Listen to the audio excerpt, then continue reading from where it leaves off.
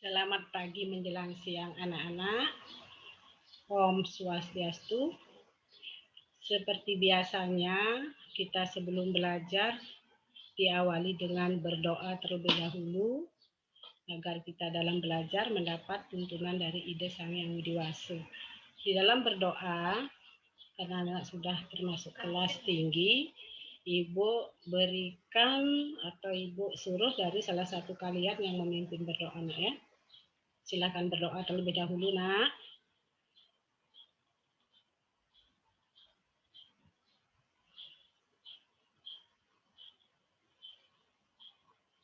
Sudah. Pintar sekali untuk anak Ibu sudah mengingat dengan tugasnya yang Ibu berikan amanat untuk memimpin doa seperti biasanya adalah yang Ibu beri tugas adalah si Iluh. Nah, Iluhnya itu sudah tahu bahwa dia kewajibannya setiap mau mulai belajar adalah memimpin doa bersama dengan kawan-kawannya. Nah, untuk pertemuan hari ini Ibu akan menyampaikan sebuah materi yaitu tentang orang suci ya, Nak ya. Nah, sebelum Ibu menyampaikan materi terlebih dahulu untuk menghilangkan rasa ngantuk karena ini sudah pagi menjelang siang, untuk menambah semangat belajar, untuk menyegarkan pikiran, mari kita mempupuh dulu ya, Nak ya. Duduk dengan rapi, Ibu akan menyampaikan suatu kidung atau pupuh. Dengaden awak bisa depang anak ngadane geginane buka nyampar anak saya tumbuh luhu ilang luhu abo kata yaden rire liu anu papelajahan. Nah, itu untuk membangkitkan semangat, Nak ya. Nah, sekarang sebelum Ibu lanjutkan dengan materi, Ibu absen terlebih dahulu. Ada yang belum berangkat, Nak? Ada yang belum mendengarkan materi Ibu? Ada yang belum di depan laptop atau HP-nya? Harapan Ibu, semoga anak-anak semua sudah siap untuk menerima materi Ibu yang Ibu akan sampaikan, yaitu tentang materi orang suci. Seperti pupuh yang Ibu sampaikan tadi, sebelum Ibu mengawali materi, kita belajar materi agama ini selain belajar tentang pendidikan agama, juga belajar tentang akhlak dalam hidup bermasyarakat. Kita jangan pernah merasa sombong, kita jangan pernah merasa pinter, walaupun anak-anak sudah bersekolah, karena masih banyak anak-anak yang perlu tuntut ilmu yang anak-anak belum ketahui. Menimba ilmu pengetahuan itu tidak ada batasnya dan tidak ada batas waktunya, karena walaupun sudah mengetahui ilmu pengetahuan di tingkat SD, di tingkat SMP yang belum anak-anak ketahui, dan tingkat selanjutnya. Nah, itu untuk pembukaan, untuk menyemangatkan anak-anak belajar. Sekarang Ibu kembali dengan materi tentang orang suci. Nah, sekarang berbicara tentang orang suci, Ibu awali dengan pengertian orang suci ya, Nak ya. Orang suci terdiri dari kata orang dan suci. Orang itu berarti manusia dan suci berarti kemurnian dan kebersihan secara lahir dan batin. Lahir dan batin itu maksudnya itu adalah lahir di dalam badan, lahir di dalam pikiran. Bersih di dalam badan, bersih di dalam pikiran maksud Ibu ya. Selanjutnya, jadi orang suci ialah manusia yang memiliki kekuatan mata batin dan dapat memancarkan kewibawaan rohani serta peka akan getaran-getaran spiritual welas asih, dan memiliki kemurnian batin dalam mengamalkan ajaran agama. Seperti yang Ibu katakan tadi, yaitu kebersihan lahir dan batin, kebersihan dalam diri, ya, dalam bentuk fisik, dan kebersihan dalam bentuk pikiran dengan menerapkan ajaran-ajaran agama kerohanian atau ajaran spiritual. Selanjutnya, Ibu akan sampaikan jenis-jenis orang suci. Di dalam ajaran agama Hindu, kita mengenal jenis-jenis atau tingkatan orang suci. Yang pertama, Ibu akan sampaikan pada hari ini adalah orang suci di tingkatan Dwijati, ya. Orang suci yang termasuk dalam golongan atau tingkatan Dwijati, seperti contohnya pedanda, pandita, Sri Bagawan, empu, resi, dan lain-lain yang pada umumnya dinamakan sulingge. Ya.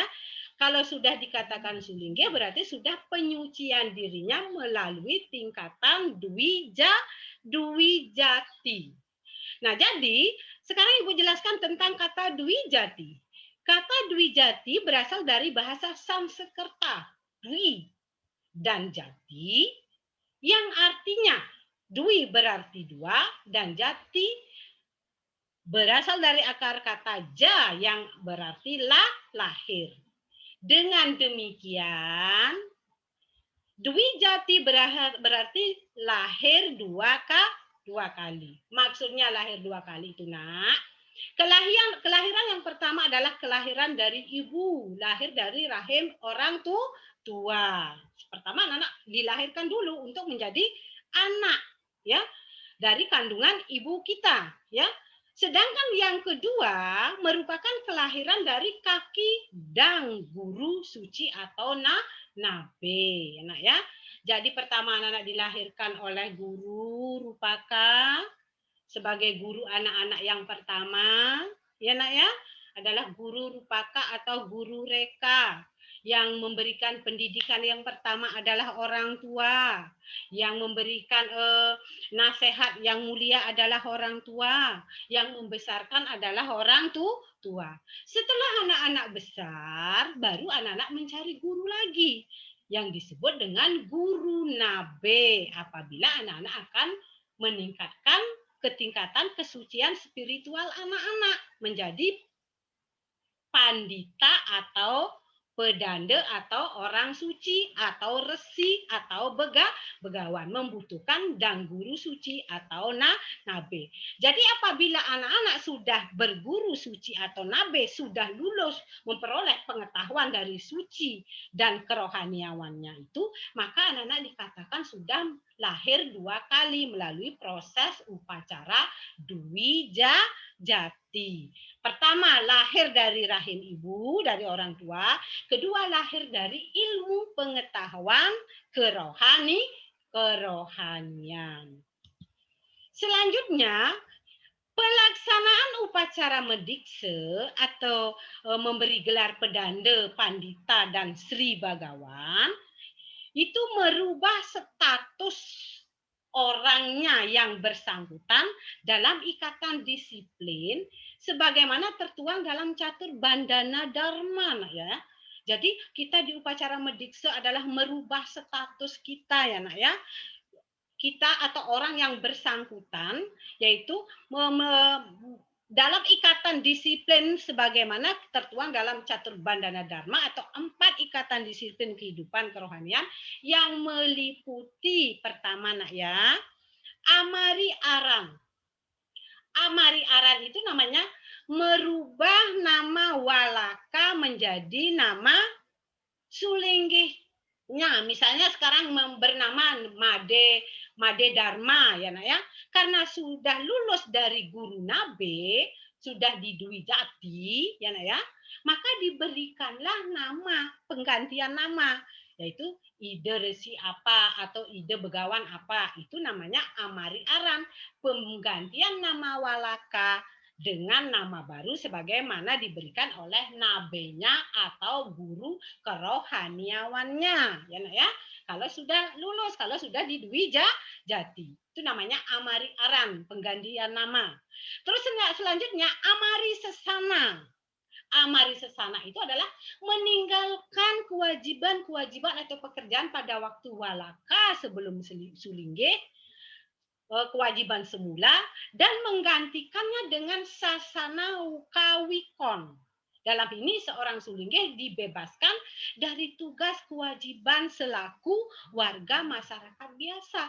Bebas, tidak seperti masyarakat biasa. Karena seorang sulingge itu mengemban tugas tersendiri. Sudah punya tugas. Jadi untuk mengemban tugas seperti waktu sebelum sulingge itu tidak boleh, harus dihilangkan. Itu namanya amari sesana. Yaitu meninggalkan tugas kewajiban semula dan menggantikannya dengan sasana kawikon, dengan sasana kesulinggihannya. Terus selanjutnya yang ketiga adalah amari wisesa. Jadi yang bersangkutan atau orang yang harus menggantikan identitas dirinya dengan identitas pendeta, ya. Jadi identitas semula itu harus dihilangkan, tidak boleh lagi dipergunakan. Seperti apa salah satunya? Potong rambut, dulunya bikin model rambut yang terbaru, yang ngetren. Kalau sudah sulingge, harus rambutnya panjang dan dipusar di atas ubun-ubun. Kenapa harus dipusar di atas ubun-ubun? Itu merupakan simbol siwa, Nak. Karena kita kalau sulingge itu sudah meraga siwa, sudah meraga suci. Maka simbolnya di atas ubun-ubun ada pusungan. Itu seperti Dewa Siwa. Karena kita sudah meraga siwa, sudah meraga suci. Jadi itu wajib dilakukan, tidak boleh potong rambut. Itu amari wisesa.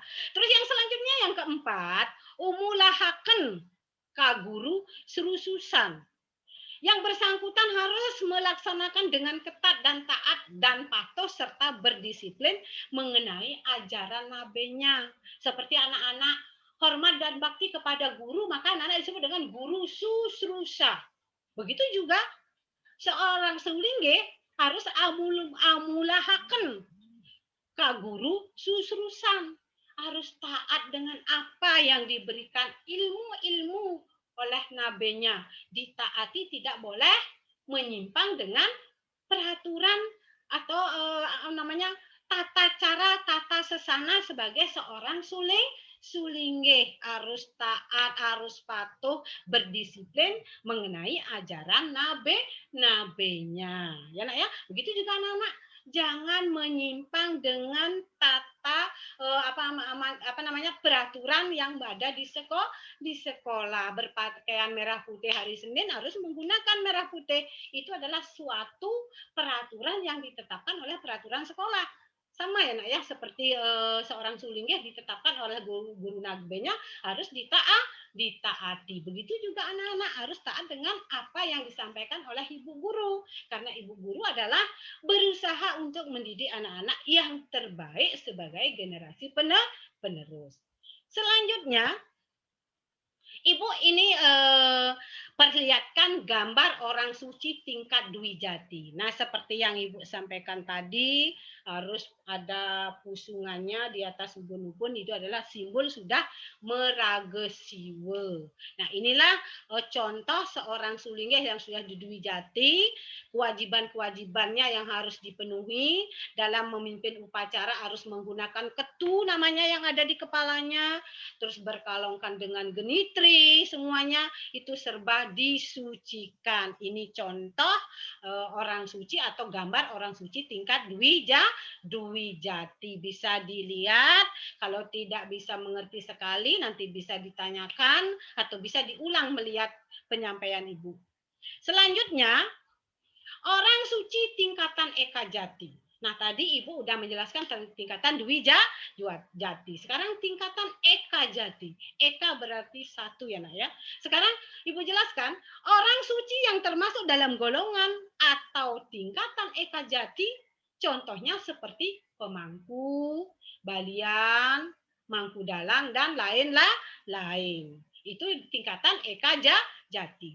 Sebagaimana kata Dwi Jati dan kata Eka Jati juga berasal dari bahasa Sanskerta, ya.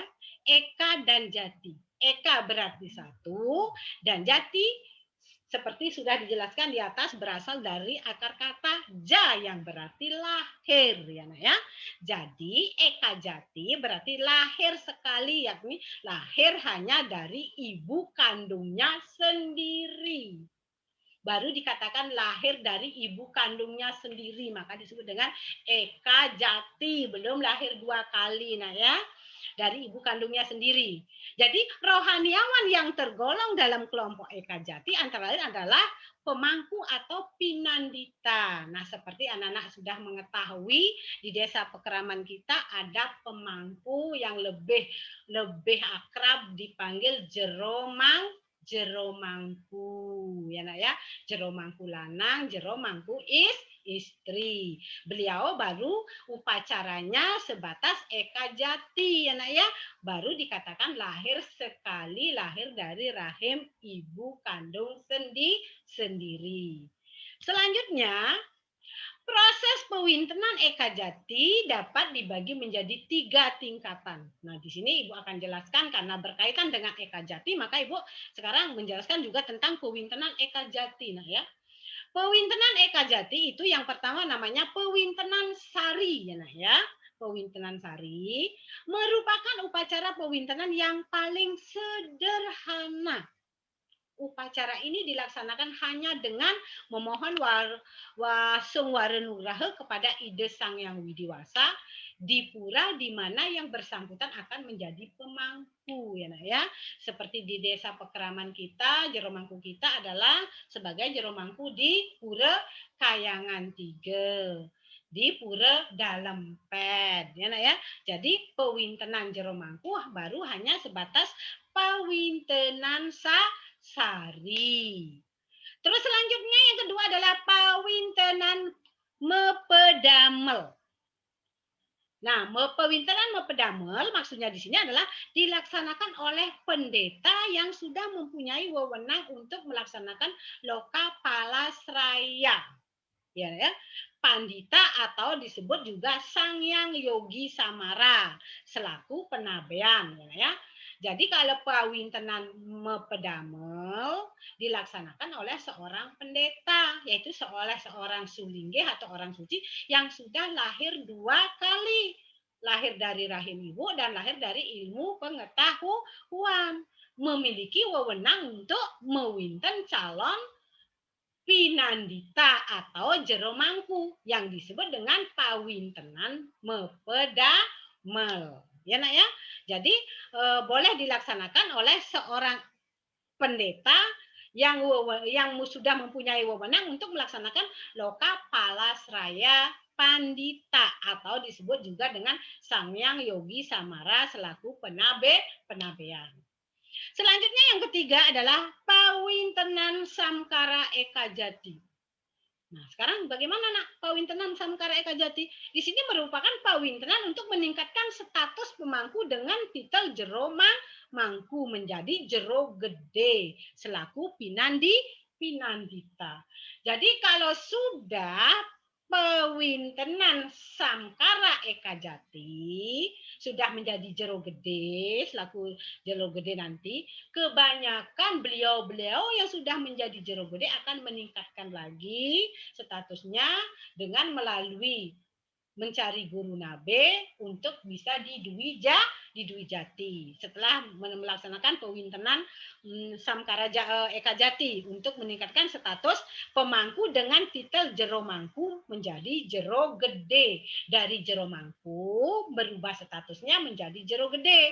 Nah, setelah itu terus beliau menabe atau meguru, mencari nabe atau mencari guru, nanti baru bisa dilaksanakan upacara Dwi Jati untuk menjadi seorang pandita atau sulinggih yang disebut dengan melalui upacara Dwi Jati disebut dengan lahir 2 kali. Lahir dari ibu kandung, kedua lahir dari ilmu pengetahuan.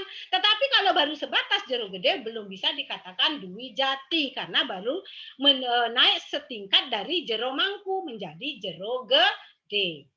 Bisa dipahami, nak? Memang agak ribet ini nak, kalau umpamanya nggak bisa mengerti, nanti bisa ditanyakan atau bisa nanti diulang videonya nak ya. Untuk selanjutnya Ibu lanjutkan. Gambar orang suci tingkat Eka Jati. Gambar orang suci tingkat Eka Jati ya pakai gestar, halusnya gestar, bahasa biasanya mengudeng ya nak ya. Kalau sudah jadi jero mangku, ubun-ubun beliau ditutupi ya. Ubun-ubun beliau ditutupi, tidak seperti orang-orang yang belum menjadi jero mangku kebuka di atas kan. Kalau nggak salah itu Ibu begini, ubun-ubun jero mangku ditutupi itu mungkin si wedwara jero mangku itu ditutupi untuk mengekang hawa nafsu ya. Jero mangku itu harus sudah mampu mengekang hawa nafsunya nah. Tidak bebas ya nak ya. Makanya kalau untuk menjadi jero mangku harus siap mental. Kalau belum siap mental nggak boleh jadi jero mangku. Siap mental di mananya Ibu? Boleh ditanya? Ayo, kira-kira anak-anak tahu nggak siap mentalnya di mana? Salah satunya nak, kalau di masyarakat salah satunya kadang-kadang ya salah satunya tapi tidak semua, maaf ya, tidak semua. Kadang-kadang ada yang masih mau main ke tempat judi, sudah jadi jero mangku. Nah, itu harus dikendalikan. Harus siap mental untuk tidak memikirkan judi, karena itu sudah merupakan suatu larangan. Apalagi sudah mempunyai wewenang menjadi orang suci. Kita orang biasa pun kita harus siap untuk mengendalikan hawa nafsu untuk berjudi ya nak ya. Itu merupakan larangan agama judi itu nak ya. Maka pemangku itu walaupun masih jero mangku harus siap mental untuk mengekang hawa nafsu, terutama judi, perkataan, apalagi jero mangku kita pun harus mengekang perkataan yang tidak baik ke yang baik, seperti dalam ajaran Trikaya Parisuda. Jero mangku nggak boleh berpikiran yang tidak baik, jero mangku tidak boleh berkata yang tidak baik, jero mangku tidak boleh juga berbuat yang tidak baik, termasuk juga kita sebagai umat biasa yang tidak menyandang status sebagai jero mangku atau sulingge ya nak ya. Jadi itu harus dipahami oleh seorang pemangku sebelum di Eka Jati. Pakaiannya serba putih nak ya. Itu melambangkan kesucian.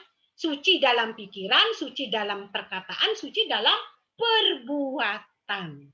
Kepala di udang yang ditutup untuk simbol pengekangan hawa nafsu. Selanjutnya Ibu lanjutkan.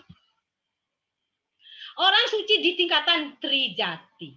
Tadi Dwi Jati sudah, Eka Jati sudah, sekarang Trijati. Tri itu artinya tiga, nak. Jadi orang suci yang mana bisa dikatakan Trijati, nak? Coba, sudah pernah dengar belum? Ayo, Kadek, Ilo. Nah, belum.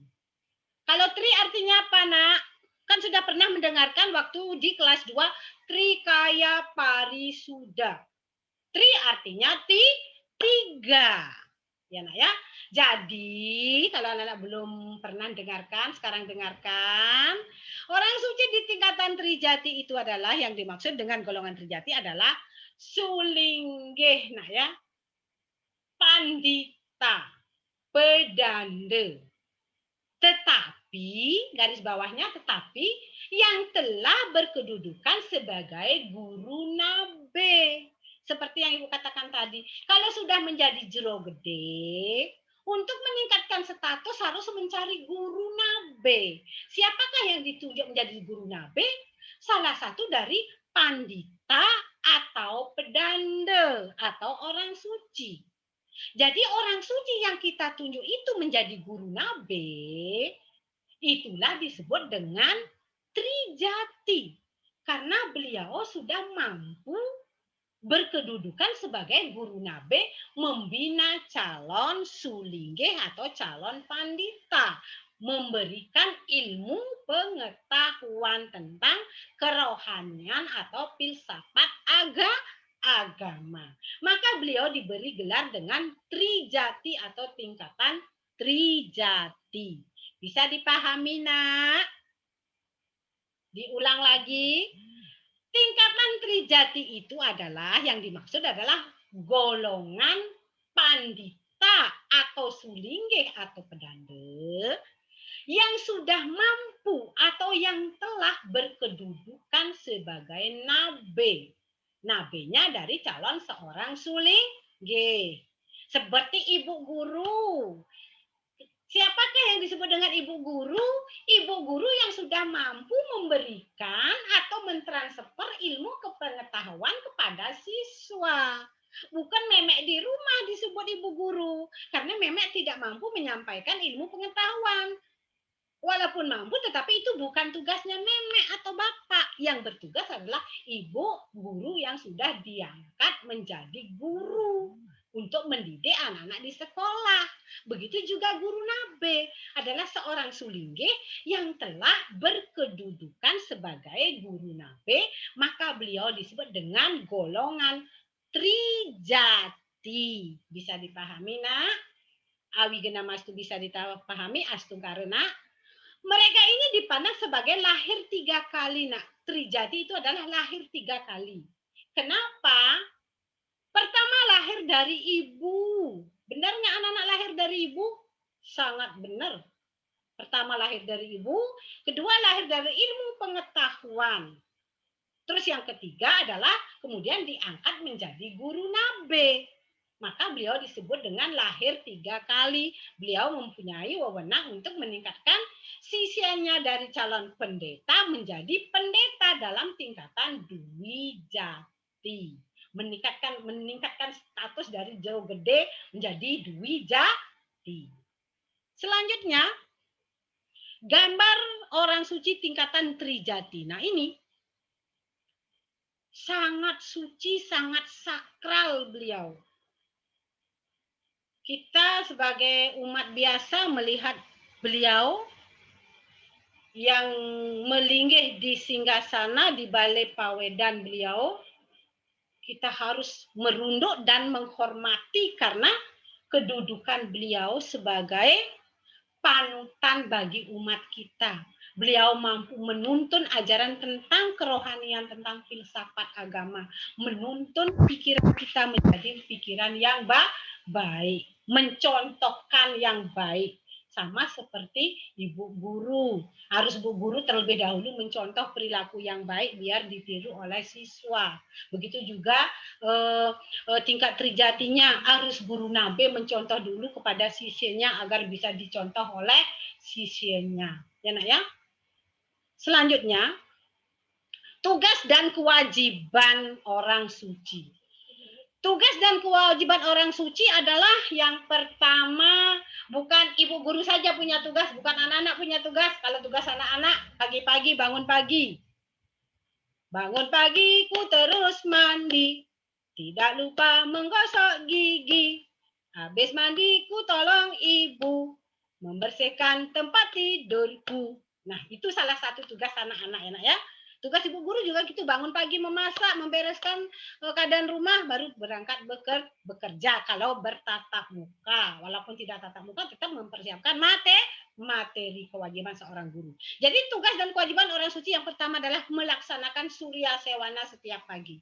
Apa itu surya sewana, Kadek? Pintar. Surya sewana adalah melaksanakan pemujaan di pagi hari sebelum matahari terbit. Itu wajib bagi seorang sulinggih. Berteri sandya.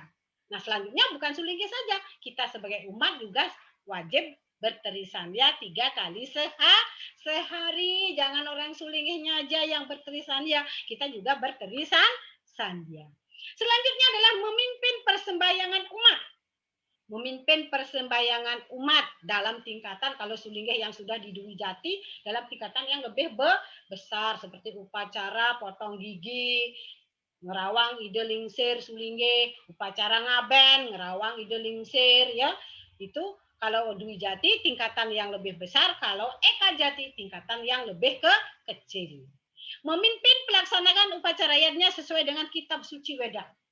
Orang suci itu harus memahami sastra, harus paham bahasa Sanskerta, harus paham bahasa Kawi, harus paham dengan isi kitab suci Weda agar tidak menyimpang memberikan misalnya Dharma Wacana, kewajiban orang suci, menuntun umat agar tidak menyimpang dari acuan kita sebagai umat Hindu, yaitu kitab suci Weda. Harus memahami kalau sudah menjadi seorang orang suci yang sudah di Dwi Jati, walaupun baru di Eka Jati juga harus wajib belajar itu. Kita aja wajib, apalagi orang yang sudah kita sucikan. Terus selanjutnya melaksanakan tirtayatra. Apa tirtayatra? Yo, siapa yang bisa? Tirtayatra itu adalah melaksanakan perjalanan suci atau berkunjung ke tempat-tempat suci. Sampai di sana kita bersembahyang, bukan berkunjung sampai sana langsung pergi.